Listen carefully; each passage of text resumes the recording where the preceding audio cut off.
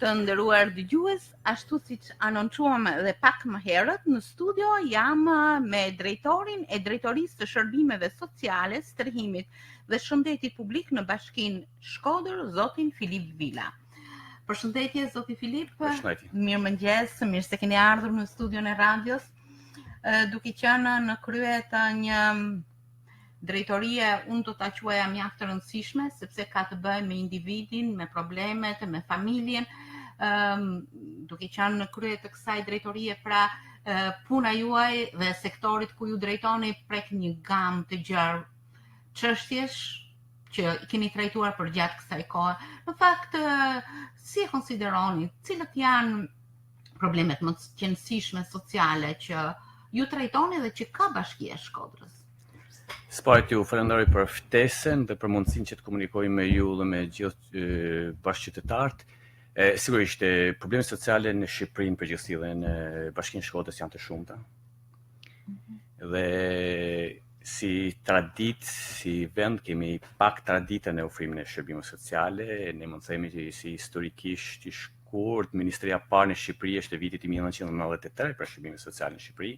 Pra dhe kemi histori shumë për rreth 25 vitesh, po dhe fatkeqësisht nga një vit që kjo ministri nuk është më dhe është ndarë në disa ministri të tjera. Pra jemi në nivelet fillestare të para shumë të ndërtimit të strukturave ose të shërbimeve sociale në Shqipëri. Në Bashkinë e Shkodrës që nga viti 2016 kemi kriju këtë drejtori. Sigurisht është një drejtori e cila duhet të ballafaqojnë problemet e shumta sociale që ekzistojnë në komunitetin tonë, por njëkohësisht është edhe një refleksion i detyrimit ligjore që rrjedhin nga ligji i ri i Veçërisë vendore i vitit 2015 pas riorganizimit administrativ. Që do thotë, tani jemi në një situatë tjetër, pra Bashkia e Shkodrës nuk është më pjesë urbane, pjesë e vogël ose qytetit. Ka një shtrirje.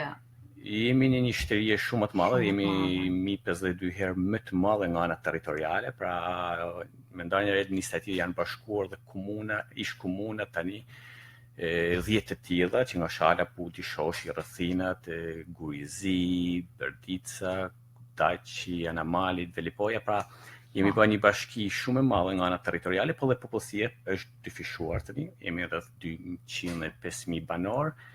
Dhe kemi karakteristikat e tjera, pra vim nga zona rurale, të thella, me shumë probleme sociale, me shumë shtësi, po sigurisht tani me ligjin e ri kemi edhe detyrime të tilla që të ofrojmë shërbime sociale. Për herë të parë në Shqipëri pushteti vendor ka kompetenca dhe ka detyrime ndaj shërbimeve sociale në mënyrë të veçantë. Cilët konsideroni problemet më të qëndësishme? Po problemet janë të shumta si se theksohen, ne vazhdojmë të jemi një nga vendet më të varfër në Europë, fatkeqësisht, mund të konkurrojmë me Kosovën ose Moldavinë, pra kemi të ardhurat të vogla për frym, kemi papunësinë, kemi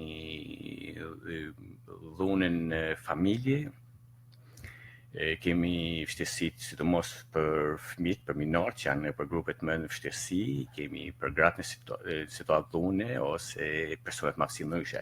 Pra kemi një spektër shumë të gjanë vështirësisë dhe problematikash. Dhe kjo e komplikon më tepër, bën më të vështirë që të ballafaqohemi dhe të ofrojmë shërbimet e duhura.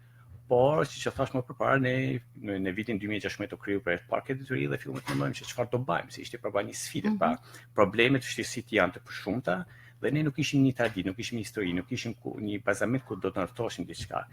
Dhe prandaj ishte një diskutim e hapur edhe me kolegët e mi, por njëkohësisht edhe një vullnet politik i administratës së re, të cilat thamë, okay, ne do ballafaqohemi në këtë situatë. Do fillojmë dhe ndërtojmë strukturat tona, të cilat fatkeqësisht nuk ekzistoshin, ishin ajo që ne gjetëm në Bashkinë e Shkodrës në drejtorinë e kulturës, së rinisë dhe sportit dhe shërbimeve sociale, ishin dy specialistët e punës sociale, të cilët tentoshin ato mundësitë e veta që të bashin një shërbim të tillë. Ishte një qelizë vogël nga ku ndoshta ishte një qelizë shumë e vogël, po që funksiononte vetëm në qendër, pra qendrat tani nuk kemi më në qytet, thash, pra nuk mund të ishim në zyrët të bashkisë aty, nuk ishte më njerëzit dhe hallet janë në komunitet, janë atje në terren. Pra ajo që ne me një fillim të mendojmë se si do ndërtojmë struktura, se si do të jemi ne pranë komunitetit, të jemi atje në terren, aty ka problemi.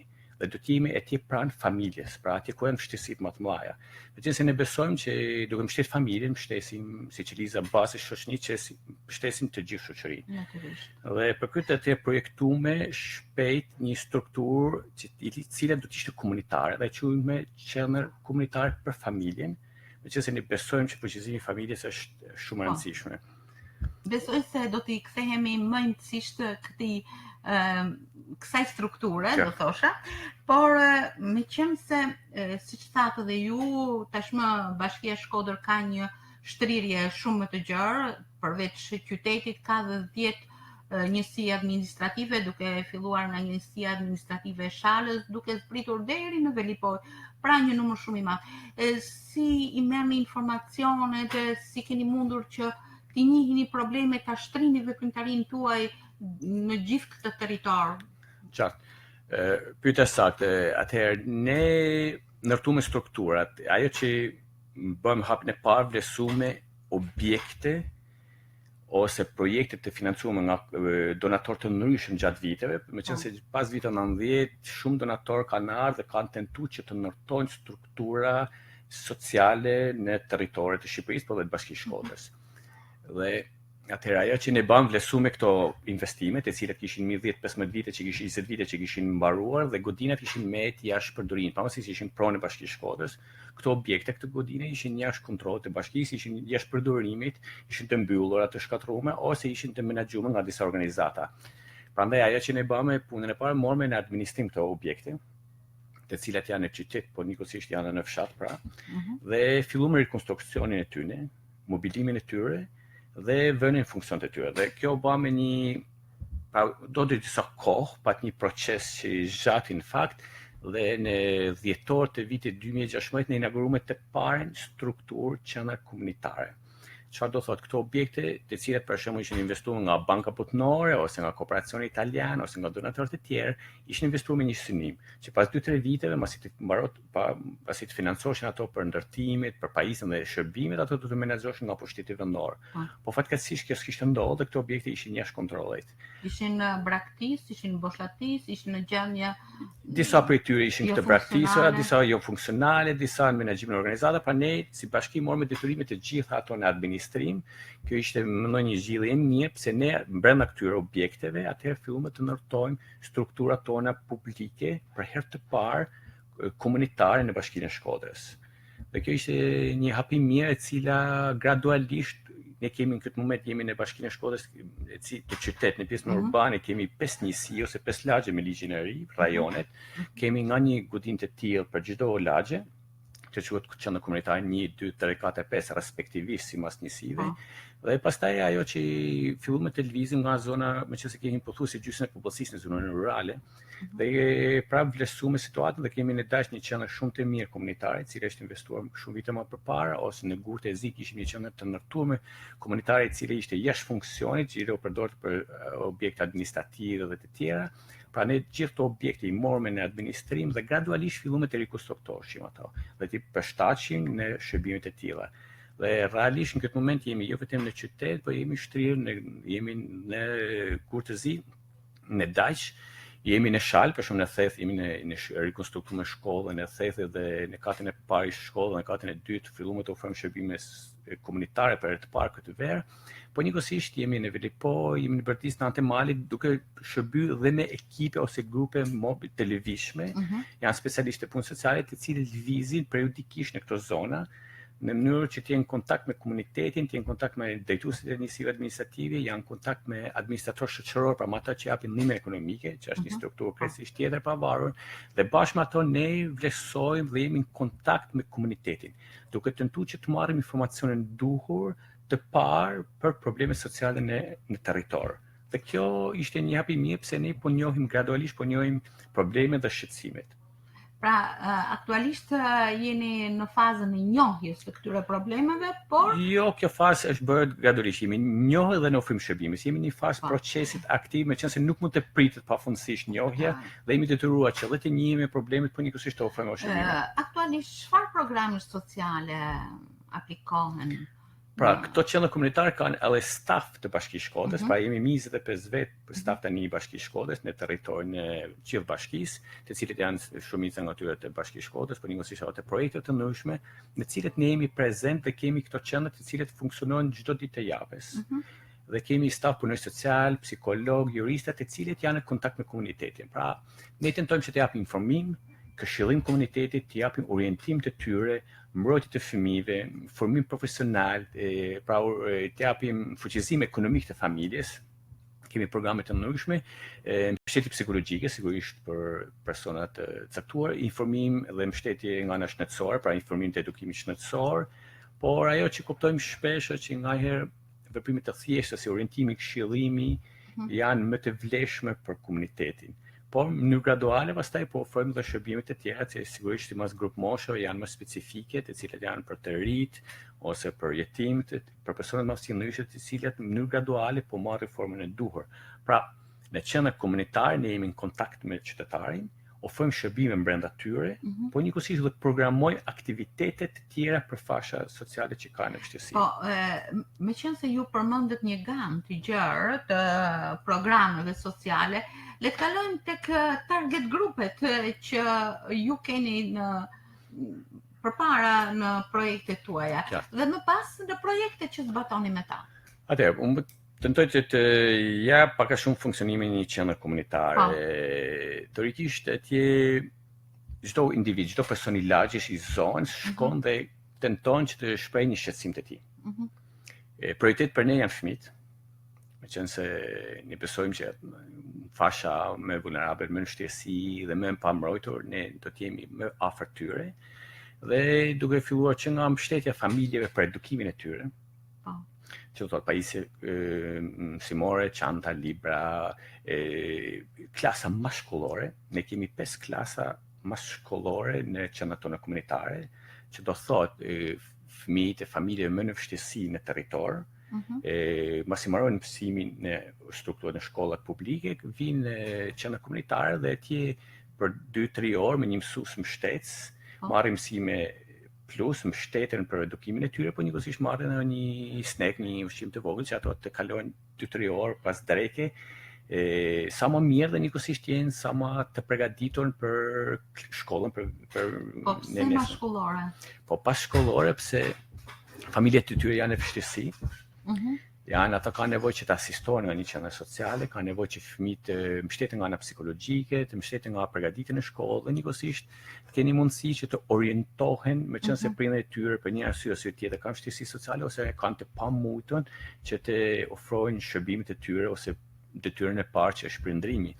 Dhe sigurisht kjo shoqërohet dhe me mbështetjen e familjeve, pra tentojmë që edhe prindërit të këshillojmë, të orientojmë se si ato duhet të ndërtojnë. Në cilat qendra komunitare aplikohet ky? Atë në këtë moment në projekte të tillë jemi në qendrën komunitare numër 5, jemi në qendrën komunitare numër 3, jemi në shkollën e Diturham, meqense përdorim shpesh dhe objektet e shkollës, meqense qendrat tona janë nga ana kapacitetet janë të limituara, por meqense shkollat i kemi afër dhe besojmë që komuniteti mund të shfrytëzojmë shumë mirë objekte të tilla, jemi në fshatin Ngrude vjetër, jemi në shkollën Salualiri, ku kemi fokus specifik për fëmijët rom, pra teorikisht ne tentojmë që të jemi në grupet dhe në fashët dhe në zonat më në vështirësi.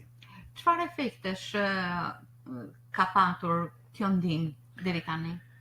Efektet janë të shumta, janë pozitive, ishte një eksperiencë e re edhe për ne, meqense si u thash në 10 dhjetorin e kaluar festuam një vjetorin e parë të qendrës komunitare të parë, që ishte qendra komunitare numër 5. Dhe ka efekte shumë pozitive, meqense fëmijët sigurisht që kanë vështirësi ekonomike sociale, po edhe fëmijët e tjerë të komunitetit kanë një pikë grumullimi, një pikë qëndrimi, një pikë orientimi, ku ato mësojnë, orientohen, losin, kalojnë kohën e lirë dhe njëkohësisht këshillohen. E rëndësishme që janë në një kontroll ose në një mbështetje nga psikologë dhe punonjës social tonë, por kjo jep mundësi që edhe prindërit e tyre të vinë dhe fillojnë të marrin një këshillim ose një orientim, që do të thotë që nga ana profesionale kemi prindë të papunë. Problemi është është shumë e vështirë që një pjesë e tyre të rikuperojnë tregun e punës, pa tentojmë që të japim informacion aty edhe për formimin profesional. pa të japim mundësi atyre që trajnohen, sigurisht jemi në kontakt dhe në lidhje me rrjet tek shërbimeve të fëmijët profesional në territor dhe në mënyrë që të orientojmë ato që ku dhe çfarë profesione që janë të vlefshme sot. Njëkohësisht për shembull kemi një program të ri i cili është për migrimin, për të rikthyerit kryesisht ato mbështeten në mënyrë që të integrohen, meqense fëmijët e tyre kanë humbur shumë vite shkollore, kanë vështirësi që të mësojnë gjuhën shqipe dhe të mbështeten për integrimin e tyre në shkollë, por njëkohësisht dhe prindit duke u larguar disa vite dhe kur rikthyer kanë vështirësi që të orientohen në tregun e punës. Pra në këtë moment ne po punojmë dhe për fuqizimin e tyre ekonomik. Në fakt, a e keni të vështirë të tërhiqni këto kontingjente natyrisht që kanë shumë nevoja, por që mund të mos e kenë atë mendimin ose besimin tek ju. Normal, tek ne me qenë se thashëm më përpara, kjo është një eksperiencë e re. Jemi për herë të parë në Bashkinë Shkodrës që ofrojmë shërbime sociale. Kjo e theksoj shpesh harrojmë, pretendojmë, po duhet ta kuptojmë që është një eksperiencë e re për të gjithë ne, për stafin e ri që punon, me qenë se punojmë për herë të parë në strukturët e tilla dhe nuk kemi pas modele. Nëse ne kemi trashëguar diçka nga para vitit 90, nga edukimi në sistemin e shkollave, të edukimit ose nga shërbimi shëndetësor, shërbimi social nuk kemi pas modelet e tilla. Dhe kjo krijon një mosbesim, është e vështirë që njerëzit të besojnë, okay, pushteti lokal na jep një shërbim të tillë bashkia. Por kjo është një proces gradual, me ekipin duke punuar, them që ne do të japim besim komunitetit, është shumë e vështirë, duhet kemi ekspertizë, duhet kemi durim, duhet kemi burime, por besoj që jemi në drejtimin e duhur, pse njerëzit kanë nevojë dhe kur shohin që dikush i mbështet ato dhe jep një këshillim, një orientim, një mbështetje, të gjithë kemi nevojë që dikush na mbështesin njerëz. Prandaj në mënyrë graduale ky raport dhe zhvillohet. Është raport zhvillimit, që sigurisht është një eksperiencë për të gjithë ne. Pra kam përshtypjen që edhe stafi janë të ri dhe ato po rriten gradualisht në këto shërbime. Unë mendoj se duhet të kalojmë në bisedën tonë një vëmendje për projektet që ju keni me fëmijët e rrugës. Në fakt nuk mund ta themi dukuri, mund të themi është edhe fenomen. Para rreth 10 ditësh, nuk e di saktësisht, ju keni bashkia ka organizuar në ditën ndërkombëtare një veprimtari, unë pash që ishin mjaft fëmijë që merrnin pjesë në programet tuaja, po gjithsesi sa ndjeni ju që ky program drejtuar atyre po this sa më shumë fëmijë dhe a ndjeni se keni përqafuar, do të thosha, një pjesë të konsiderueshme të këtyre fëmijëve. Është fenomen. Është qartë. Kjo është siç e thash, në qendrat tona komunitare po tentojmë të ofrojmë çdo grup mbështesi vulnerabël të komunitetit. Fëmijët në situatë rruge janë një nga problemet më të mëdha, sigurisht jo të vetmet, po ajo që ne dhe ndeshim shpesh edhe opinionin ndesh në rrugë, që shohim shpesh fëmijë të mënyrë të veçantë komunitetit të romë egjiptian të cilët lypin në rrugë. Kur filluam punën, një nga sfidat e parë ishte të kuptoshim sa rom kemi në Shkodër, sa egjiptian kemi në Shkodër, dhe realisht puna e parë që u bë ishte regjistrimi i tyre, njohja direkte e tyre. Kemi një karakteristikë si qytet me këtë komunitet, meqense nuk kemi lagje të qëndrueshme në komunitet. Pra komunitetet të Rom, jo vetëm të qëndrueshme, pra nuk janë lagje, nuk janë pjesë organike e qytetit. Ato kanë kampet të cilët janë ngritur në hyrje të qytetit, kryesisht janë kampet të reja të ngritura mas vitit 90.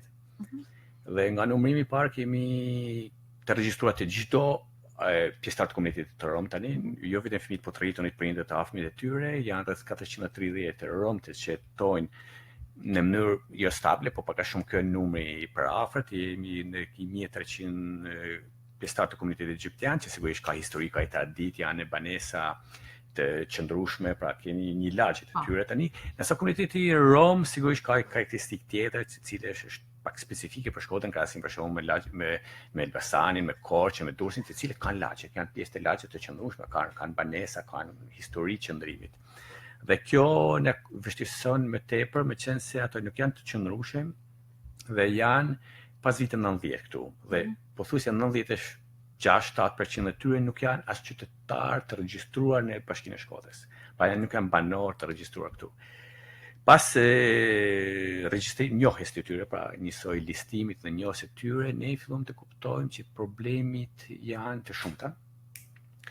Dhe ajo që bëjmë hapi parë, i dyti ishte pas regjistrimit, ishte që ne të regjistrojmë të gjithë fëmijët e këtij komuniteti në strukturat publike të edukimit, pra në kopshte dhe në shkollë. Dhe kjo është një hap i mirë, besoj që është një drejtim i duhur, në mënyrë që të japim një shpresë në fëmijëve. Meqense shumica prej tyre nuk frekuentoshin shkollën, ose regjistroheshin ose ekzistonin në regjistrat e shkollor prej vitesh dhe ishin formalisht aty.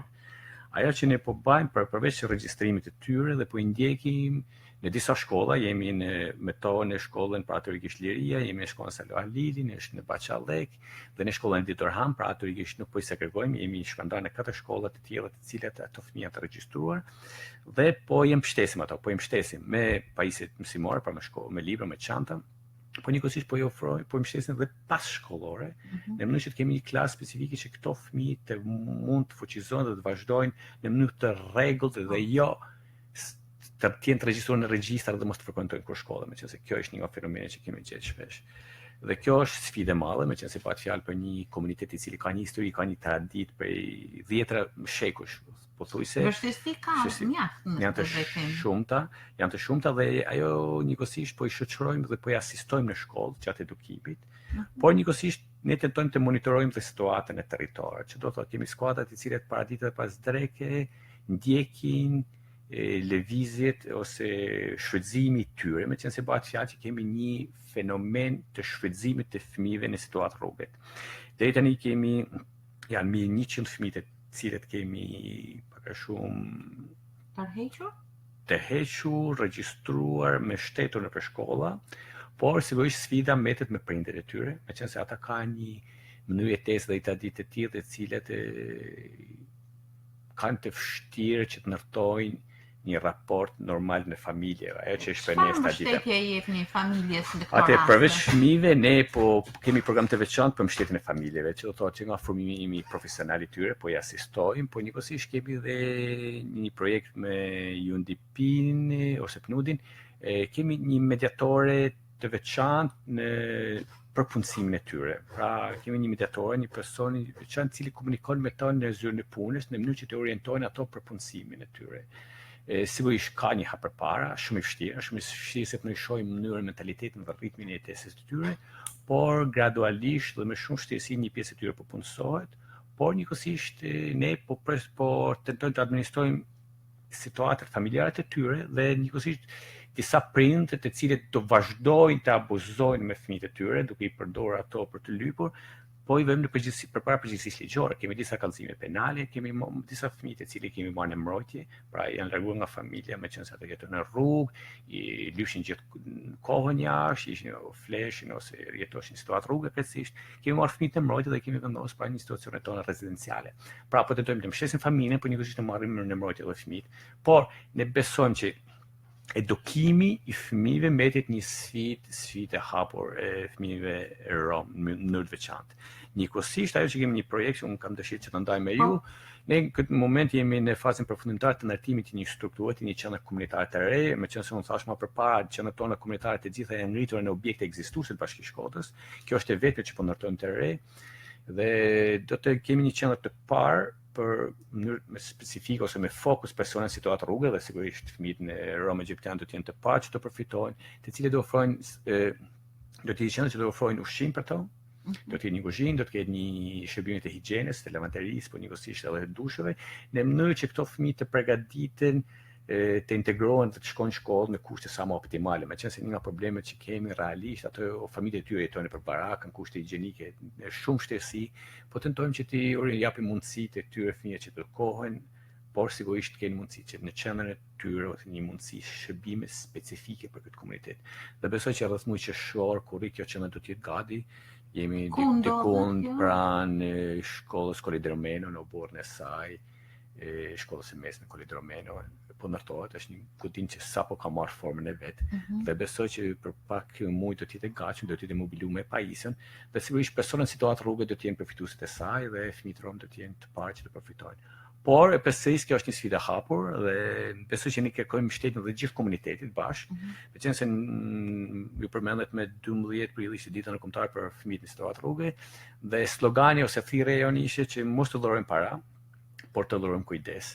Ne duhet të largohemi nga ajo mëshira e momentit të rrugës duke dhuruar para, meqense kështu ne detyrohemi ata që të rrinë në rrugë, prindërit e tyre abuzojnë me to duke normale që të kemi një ndjeshmëri, një sensibilitet kur shohim familjet e tilla dhe dhurojmë diçka, por do të ishte më mirë që t'i dhurojmë qendrave komunitare, të ofrojmë shërbime, të bëjnë pjesë e mbështetjes së këtyre shërbimeve, sesa të dhurojmë para, pse paraja që ne dhurojmë në rrugë është një mënyrë që detyron ato fëmijë të rrinë në rrugë dhe familjet e tyre të përdorin këto fëmijë. Prandaj përsërisëm vjen mirë që të ndaj me ju dhe me gjithë qytetarët që mos të dhurojmë para për fëmijë në situatë rrugë ose për persona në situatë rrugë, por të dhurojmë kujdes, të dhurojmë shërbime dhe të gjithë bëhemi bashkë të ofrojmë shërbime sa më mirë këtij komuniteti dhe fëmijëve në mënyrë të veçantë. Po. Duke qëndruar tek këto projekte, patjetër që bashkia ka një partneritet me organizata, me biznese, sa ka shërbyer ky bashkëpunim për të realizuar ato që ju i keni vënë vetes, ato objektiva? Sigurisht të ofrosh shërbime sociale sot është shumë e vështirë, meqenëse se shërbimet kushtojnë, janë të kushtueshme, janë thash më parë të marrësh godina, të rikonstruktosh, të pajisësh, të mobilosh, të paguash stafin dhe shërbimet brenda përmendën janë shumë të kushtueshme dhe duhet të ndaj me ju që këto shërbime në këtë moment afrohen nga financimet e Bashkisë Shkodrës vetëm dhe me donatorët, pra në këtë moment në kuadrin e sfidës së decentralizimit nuk po ndjejmë mbështetjen edhe atë që duhet të ofrojnë dhe pushtetit qendror, meqense ato do të jenë pjesë e këtyre shërbimeve, por gjetja e krijimit të qendrave komunitare, këtyre objekteve ose strukture publike dhe me staf publik dhe ftesat që ne kemi bërë të gjithë donatorëve, që ato të bëjnë pjesë e punës tonë të përditshme në qendrat tona publike. Pra ato ka qenë një gjetje e mirë dhe një mbështetje shumë e madhe, meqense ato mbështesin strukturat publike. Pra çdo mbështetje e tyre mbetet është e qëndrueshme në proces. Dhe kjo ka krijuar një klimë të mirë raport me donatorët dhe kjo është një nga para shumë punë tona të përditshme të cilat na mbështet ne në mënyrë të vazhdueshme. Dhe kemi shumë marrëveshje të cilat ne po bashkëpunojmë me gjithë me shumë donatorë, më të rëndësishmit realisht në Shqipëri në këtë moment. Jemi me UNDP-n, me UNICEF-in, UNHCR-n, Save the Children, ARSI, Stardezom, Malteser, Gruet e Gruaja, pra jemi me Shpresë për Botën, Projekti Shpresa, pra kemi shumë donatorë që nuk kam harruar ndonjë, të cilat ato na mbështesin ne në qendrat tona komunitare, pra mbështesin shërbime direkt pranë qendrave, pra ne në çdo qendër kemi mbështetjen e tyre në shërbimet që ofrojnë komunitetit. Po, shërbimet që ju ofroni natyrisht janë të shumta dhe në sfera të ndryshme. Ne u përqendruam në një farë mënyrë tek shtresat në nevojë, kryesisht tek komunitetet rom dhe egjiptian, por duke ju drejtuar një problemi tjetër, dhunës në familje. Çfarë ndjeshmërie ose shërbimi i ofroni njerëzve që kanë nevojë? Sigurisht, dhuna familje mbetet një nga sfidat e sigurisht është problem social, por është problem kulturor i shqiptarëve. Fatkeqësisht raportit e dhunës, të raporteve të figurës së femrës në shoqërinë tonë janë të vështira, sidomos në zonat rurale, por ajo që ne ofrojmë këtë moment, ne kemi stres për emergjencë, pa situata emergjente të cilat gratë situatë dhune të cilat kërkojnë mbrojtje akomodohen në këtë stres, pra është një apartament i cili ofrojnë shërbimet të tyre në situatë emergjence, të cilat janë të vlefshme dhe pozitive për to. Ne në këtë moment Bashkia Shkodrës është pjesë e një rrjetit europian, të cila ka firmosur vitin e kaluar kartën europiane për barazin gjinore, pra jemi pjesë e këtij sistemi dhe në këtë moment po konsolidojmë dhe po koordinojmë një rrjet koordinimit të mbështetjes së grave në situatë dhune. Sigurisht kjo është një proces jo vetëm social, është një proces komunitar të cilët përfshin intereset e shumë aktorëve, nuk mund të jetë vetëm bashkia, sigurisht ne do të koordinojmë, kemi detyrimet tona, por do të jetë shoqënia civile, do të jetë edukimi, do të jetë shëndetësia, do të jetë policia, prokuroria, pra ne tentojmë që dhe është domosdoshme që të jemi të gjithë në një tavolinë dhe të koordinuar dhe të marrim të gjithë përgjegjësitë tona. Meqenëse është një pjesë e shoqërisë, kjo mbet për çdo qytetar të thjeshtë që të fillojnë të mendojmë dhe të shillemi ndryshe në shoqërinë tonë, të cilët fatkeqësisht vazhdojnë mbetet problematike. Mbetet si konsideroni, është e mprejtë si problem? Shumë i mprejtë, fatkeqësisht është shumë i mprejtë. Dhe varfëria, mentaliteti, tradita e thellon më tepër këtë situatë, e thellon më tepër, meqense vazhdojnë kemi dhënat të cilat janë në rritje për punën si atë në familje, pra gratë shpesh po vazhdojnë të bëhen objekt i abuzimeve dhe dhunimeve të tyre fizike, psikologjike, të cilat sigurisht janë modele të cilat nuk vlejnë mirë për familjen, për zhvillimin e një familje të shëndetshme. Keni shifra rreth këtij problemi, sa janë trajtuar? Unë kam shifra, nuk i kam me vete shifra, sigurisht ka i sektor të veçantë në detyrisht që marrët në këtë pjesë, po sigurisht fatkeqësisht shifrat janë në rritje. Shifrat janë në rritje dhe janë problematikë, të cilat janë në mënyrë të vazhdueshme në mbështetje të tyre. Le të drejtohemi një sektori tjetër krejt afër këtyre problemeve që sa folëm. Folëm për familjet në nevojë, folëm për fëmijët në situatë rruge, prindrit e tyre, mundësitë e ofrimit të shërbimeve për familjen, por për strehimin. Sepse siç sa t'ju vetë, familjet e tyre nuk banojnë shtëpi që kanë kushte të mira. Qartë, problemi edhe kur ndërtu drejtoria e shërbimeve sociale, duke vlerësuar situatën, thamë okay, nuk mund të jemi vetëm shërbim social në sensin e thjeshtë, ka nevojë që pjesë e saj, sidomos familjet që janë në vështirësi ekonomike sociale, ka nevojë për strehime, dhe ato janë një nga problemet më të mprehta me të cilët ato ndeshin. Strehimi përpara në Bashkinë e Shkodrës kishte ekzistuar një shërbimet publike ose komunale, si quajmë ne, pra kishte qenë një pjesë e strukturës ndërtimore, po të cilët nuk ishte orientuar me fokusin social. Prandaj ne bëm pjesë të drejtorisë tonë, pra u krijoi shërbimi social dhe strehimit. Dhe me një filluam të vlerësojmë situatën dhe të datat e dhënat që kemi janë shqetësuese, janë rreth 2000 kërkesa të qytetarëve të cilët kanë nevojë për banesa, të cilat ne jemi në kontakt të vazhdueshëm me to. Dhe sigurisht ne me një filluam që të programojmë sipas programeve specifike se çfarë mund të bëjmë. Dhe kjo sigurisht kërkon ekspertizë, kërkon financime, kërkon mbështetje. Dhe ajo që mund të thamë në rastet e para të suksesshme që ne kemi pas, kemi projektuar dhe kemi rekonstruktuar 9 banesa pranë komunitetit egjiptian për të urës së Bunës, të cilët ishte një financim i Ministrisë të Zhvillimit Urban. Njëkohësisht ne kemi projektuar dhe rekonstruksionin të shtëpive, pra duhet të rekonstruktojmë ato shtëpia të cilat kanë një pronësi ose kanë një dokument bazë, dhe ato sigurisht duhet të përgatisim projekte për to dhe sigurisht të kërkojmë financime.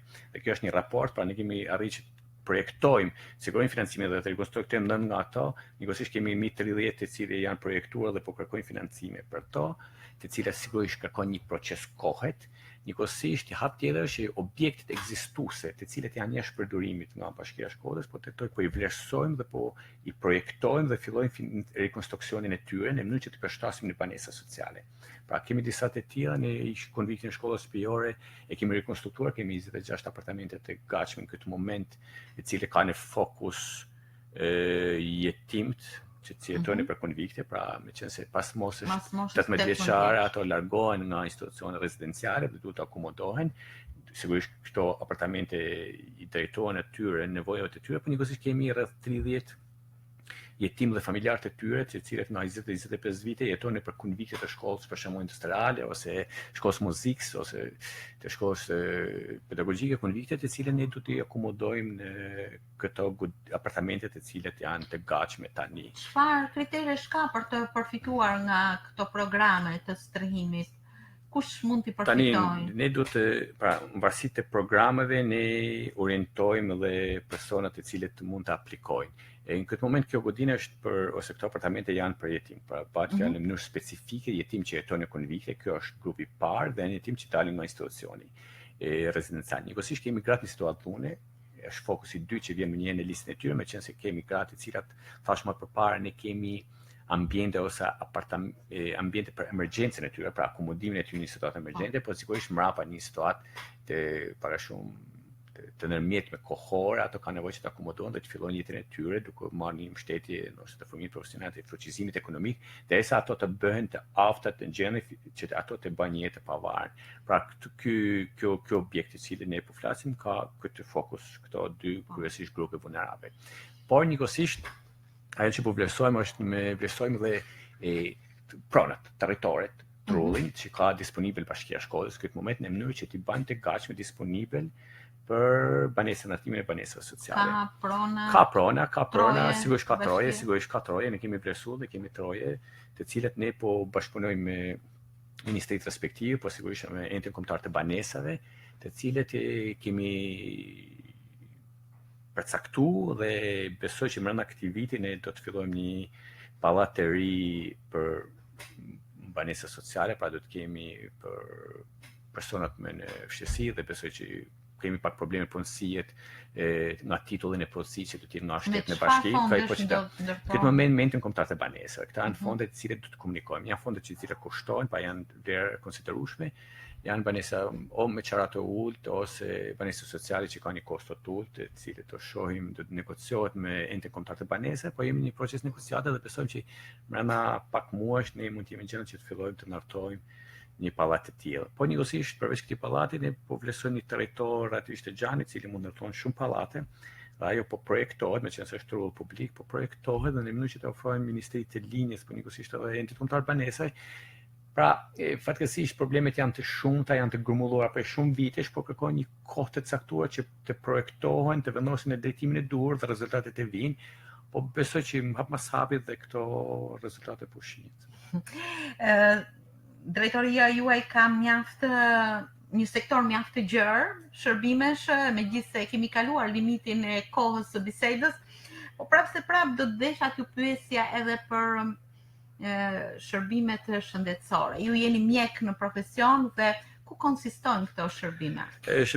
Ne kemi shëndet publik, prandaj nuk ofrojmë shërbime shëndetësore direkte, këtu duhet të ndajmë që mos krijohet një keqkuptim me qytetarët me gjithë ju, ne nuk kemi përgjegjësi të tillë. Funksionet e tilla vazhdojnë të mulohen nga drejtoria e shëndetit publik, nga spitalet sekondari, pra. Por ne jemi pranë komunitetit, ne punojmë me komunitetin vështirësi. Ajo që e ndjen të nevojshme është që t'i këshillojmë të orientojmë për një shëndet, për një jetë sa më të shëndetshme. Pra ne kemi, sidomos familjen e nevojë, ka nevojë që të orientohen. Ku të marrin një kartë, si të marrin një kartë, si të pajisin, si të marrin shërbime, si të përfitojnë nga ato lehtësira të cilat persona me vështirësi mund të përfitojnë. Njëkohësisht do të marrin informacionin bazë të tyre se si ato të dinë si të vaksinohen, duhet të dinë si të sillen, për shembull të rit ka nevojë që të marrin leksione ose informacione të tilla mbi efektet negative të drogës, të dohanit, njëkohësisht si të bëjnë jetë sa më të shëndetshme, si të ushqehen, pra ne kemi specialistë të shëndetit publik, të cilin ne zhvillojmë biseda periodike në qendrat tona komunitare, në shkolla dhe në objekte të tjera të organizatave jo qeveritare, të cilët ne bashkëpunojmë me ta.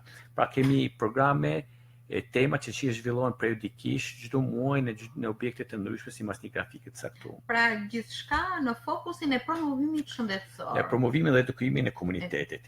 Njëkohësisht, ajo që ne kemi edhe funksion është që të projektojmë ndërtimin ose rekonstruksionin e qendrave shëndetësore. Si është gjendja e tyre? Tani situata është sigurisht për shumë problematike, sidomos në zonat rurale kemi qendra shëndetësore të shumta, të cilat janë jashtë funksionit. Prej shumë viteve, janë më të kësaj 10 vite, kemi qenë që janë ndërtuar 10-15 vite më përpara, nuk kanë marrë kurrë në dorëzim, shpesh nuk kanë ujë, shpesh nuk kanë energji, shpesh nuk kanë drejtare, shpesh nuk kanë dyer, pra jemi në situatë shumë të vështirë. Dhe ajo që ne po bëjmë, po kemi një database të këtyre, pa po shohim gjendjet e tyre reale, kemi bazë të lënash dhe gradualisht po tentojmë që të projektojmë rekonstruksionin e tyre. E tashmë përpara ne kemi marrë disa objekte të cilat ishin pronte Bashkia e Shkodrës dhe kemi ndërtuar brenda tyre ku ndërtojmë qendra komunitare, kemi projektuar që të ndërtojmë edhe qendra shëndetësore. Për shembull, te konvikti i shkollës priore kemi apartamente sociale, por njëkohësisht kemi një kopsht të ri, si pa ngrit, sapo i ngritur dhe funksional, kemi një qendër shëndetësore për lagjen, i cila mungote në të lagje, pas kishte pas kur qendër shëndetësore pranë komunitetit. Dhe është një qendër shëndetësore e re. Njëkohësisht jemi detyruar që në objektet tona të shtojmë, të japim hapësirë për qendrat shëndetësore. Për shembull, te konvikti Safet Spahiu kemi rrit kapacitetet e qendrës shëndetësore të lagjes, i cila ka nevojë për hapësirën e duhur. Njëkohësisht po projektojmë për shembull mund të jap të shkolla veterinare, i cili është një nga projektet tona të ardhmes. Ka një kopsht aty më sa. Aty ka një kopsht, ne po projektojmë dhe besoj që brenda këtij vitit ajo godin do rikonstruktohet dhe do të jetë qendra multifunksionale shërbime sociale më mira, më e madhe që do kemi në bashkinë tonë, në cilën do ofrojmë shërbime të kopshtit, të qerdhes, qendra shëndetësore të re dhe sigurisht shumë shërbime komunitare. Pra, po rikuperojmë të gjithë objektet ekzistuese dhe duke I projektuar dhe duke ndërtuar shërbime për komunitetin, pranë komunitetit. Është një proces afatgjat, sigurisht me donatorët ne po punojmë mirë, për shembull kemi rekonstruktuar shkollën e Domunit me organizatën Islamic Relief, po ndërtojmë besoj që brenda qershorit fillojnë punime në shtojtë e vjetër, në qendrën komunitare të shtojtë e vjetër, I cila do të ketë brenda shërbimit social, do ketë dhe qendër shëndetësore të shtojtë, e cila është një histori, një gangren mbi 15 vite, një qendër e cila mungonte për komunitetin, ishte një objekt privat, objekti shtetëror ishte I zënë, I damtuar, pra reforma territoriale na ka ndesh, na ka ballafaqur me probleme të mbartur 10, 15 vite, 20 vite të këtij tranzicioni të zgjatur. Dhe sigurisht na ka dhënë shumë detyrime, por fatkeqësi dhe pak financime zyrtare. Por besoj se me pak optimizëm, pak profesionalizëm dhe me donatorët ne besoj që jemi në drejtimin e duhur dhe jemi pozitiv për atë që po bëjmë. Dhe me gjithë këto objektiva që ju keni, me gjithë këto projekte, sfida do thosha, sepse vështirësitë janë të shumta, por edhe me këtë vështrim kaq të gjerë të shërbimeve sociale dhe çdo gjë që I shërben komunitetit dhe njerëzve në nevojë, unë besoj se kur problemet evidentohen dhe njihen, gjithmonë ka një dritë jeshile edhe për zgjidhjen dhe për riparimin ose drejtjen e shumë prej tyre.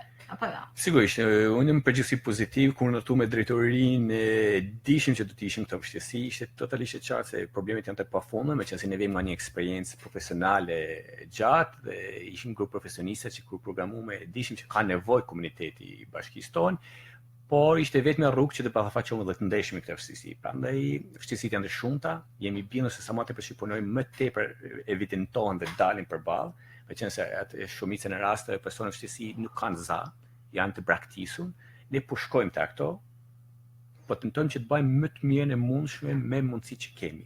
Dhe kjo metet, me kolegët e mi jemi përballë një sfide, dhe kjo sfidë do vazhdojnë, është fillimi I një procesit, jemi si një fëmijë I vogël 2 vjeçar I cili ka bërë hapet e para, po ecin, po besoj që jemi në drejtimin e duhur, dhe ka shumë punë për të bërë, po jemi në drejtimin e duhur dhe po krijojmë një model të mirë I cili të japin mundësi që të rritim dhe të fuqizohemi shpejt, besoj.